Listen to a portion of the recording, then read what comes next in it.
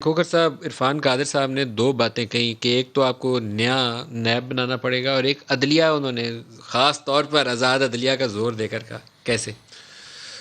دیکھیے، ایک وکلا تحریک بھی تھی. اس وکلا تحریک کا بھی جو مقصد تھا وہ ایک انڈیپینڈنٹ جوڈیشری کا تھا. لیکن آج ہم جوڈیشری کی جو انڈیپینڈنس ہے اس کے اوپر بھی ہم دیکھ رہے ہیں کہ حکومت حملہ آور ہے.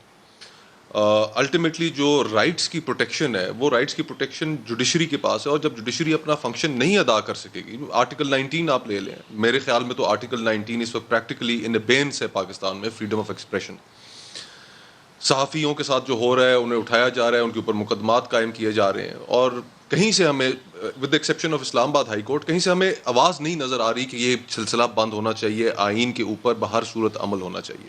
اور پھر ساتھ ہی ساتھ میں یہ سمجھتا ہوں، میرا ذاتی یہ خیال ہے کہ اب اگر پبلک اکاؤنٹ کمیٹی ہے پارلیمنٹ کی، اس کے اندر اگر رجسٹرار سپریم کورٹ آنے سے انکار کر دیتے ہیں، ایک خطیر رقم ہر سال مختص کی جاتی ہے عدلیہ کے لیے، اور جو ٹیکس پیئر کا جو پیسہ ہے اور جو ان کے ریپریزنٹیٹیوز ہیں ان کو آخر جاننے کا حق ہے کہ ہمارے ملک میں جو اس وقت عدالتی نظام ہے اس عدالتی نظام کے اندر کوئی ایسی لوپ ہولز تو نہیں ہے، کوئی ٹیکس کے لیکیجز تو پیسوں نہیں کا ہے. ایک ایک آنا جو ہے خرچ کیا ہوا، اس کا حساب دینا ایک چاہیے، آنے کا حساب کیونکہ ہونا وہ چاہیے، قوم کا پیسہ ہے. کیونکہ وہ قوم کا پیسہ ہے. ایک سوال آپ سے جی پوچھ لوں، پھر میاں صاحب کی طرف بھی جاؤں گا.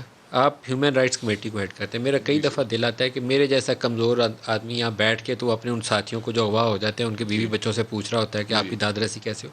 ہیومن رائٹس کمیٹی پچھلے 2 سالوں میں جتنے جرنلسٹ فورسڈ جی ابڈکشنز ہوئی ہیں جی ان کی ایک لسٹ کمپائل کر لیں اور وہ لے کر سپریم کورٹ آف پاکستان کے پاس چلے جائیں، اور جی سپریم کورٹ سے صدا کرے کہ سو موٹو نوٹس لے کر ان کی تحقیقات کروائی جائے.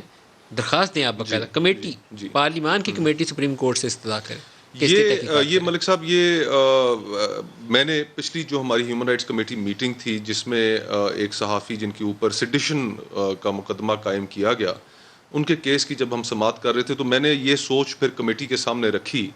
اس کے اوپر ابھی متضاد آراء ہیں. اب کل جسٹس قاضی فائز عیسیٰ صاحب بھی جب اس فنکشن میں گئے جو سپریم کورٹ کے رپورٹرز نے کیا تھا، پریس ایسوسی ایشن جو بنی، تو وہاں پر بھی ایک سوچ ہے کہ ایسا نہ ہو کہ اس آرٹیکل 19 کے تحت جو اختیارات جو حاصل ہیں، کیونکہ ہماری انڈیپینڈنس جو ہے جوڈیشری کی اس کے اوپر بہت بڑے کوسچن مارکس ہیں، تو کہیں کوئی ایسی ججمنٹ نہ آ جائے کہ وہ ان کو بالکل ہی لپیٹ ہی دیا جائے. نہیں لپیٹی جائے گی، تو لیکن میری استدعا ہے کہ آپ لیکن کوشش کریں. میں یہ سمجھتا ہوں، میں ذاتی طور پہ یہ سمجھتا ہوں کہ جو رائٹس ہیں کانسٹیٹیوشن میں 1 سے لے کے 28 تک ہی ہمارا کانسٹیٹیوشن ہے، باقی اس سے آگے صدر کون ہوگا، وزیر اعظم کیسے بنے گا، الیکشن کیسے ہوں گے، آڈیٹر جنرل کیا ہوگا، وہ انسیڈنٹل ٹو دا پروسیس ہے. Central heart of the constitution آپ کے رائٹس ہیں، اور ان رائٹس کی پروٹیکشن جو ہے اور اسٹوورڈشپ جو ہے وہ عدلیہ کے آپ پاس ہے. میری درخواست پہ پھر غور کریے. میں بالکل